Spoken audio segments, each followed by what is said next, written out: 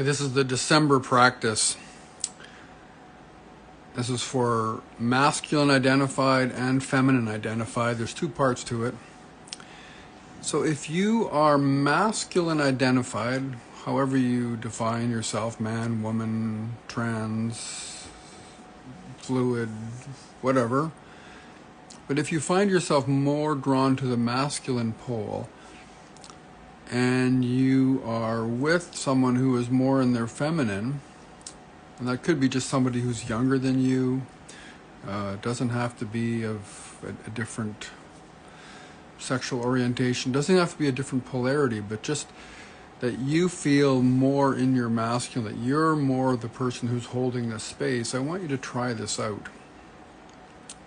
And consistently, and not just for this moment when you're practicing, but through your day, through your week. So we have a bunch of conventions in our cultures that are to do with how men and women react. And they're old, and most of them are devalued, and for lots of good reasons, but they're also interesting practices. So let's try this one here. Holding the door open. The next time somebody gets to the door at the same time as you, step into your deepest masculine. That's the one that holds the space and has the awareness. And offer to open the door, hold the door open, and make the offering to the other to go first. And as you do that, just open, actually, take a moment to open the front of your body, open your chest, open your belly, breathe long and deep,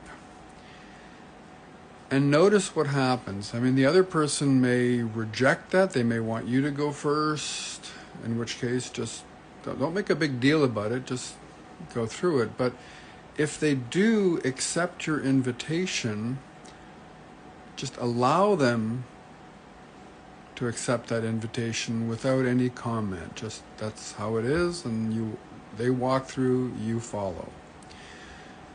Same with, you could do this with holding a chair. Someone is sitting down at the table and you pull the chair out for them to sit down.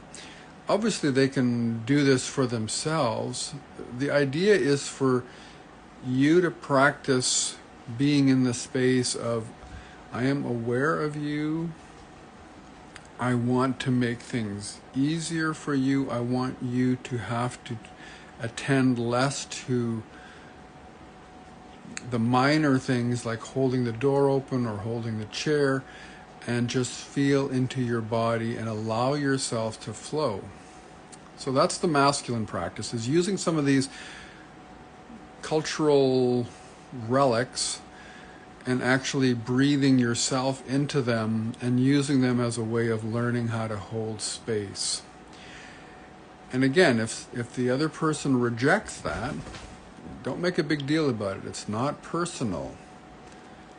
You're doing an experiment for yourself to see what it feels like to make this offer of a gesture to hold space, not as a judgment of the other person, not as some kind of being better yourself or any of that kind of stuff. Just, here I am, I'm holding the door open, or I'm pulling the chair out, or I'm offering to take your coat.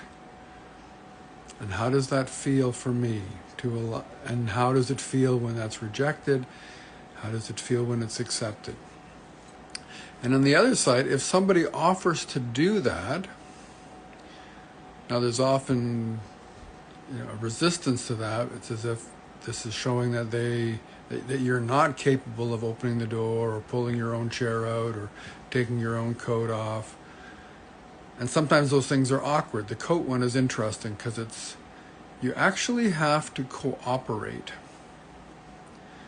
So if somebody offers to do this, now it's for anybody, but this is when we move into our feminine. So if somebody opens the door for you, instead of even thinking about it, just notice how it feels in your body to just accept that and flow with it.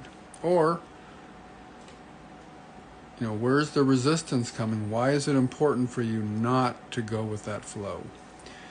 Same with the chair. Somebody pulls the chair out for you at a table and offers to help you sit down. Accept it not as a comment on your ability to sit down, but as a gesture of allowing you to flow and relax. And the same with the coat example.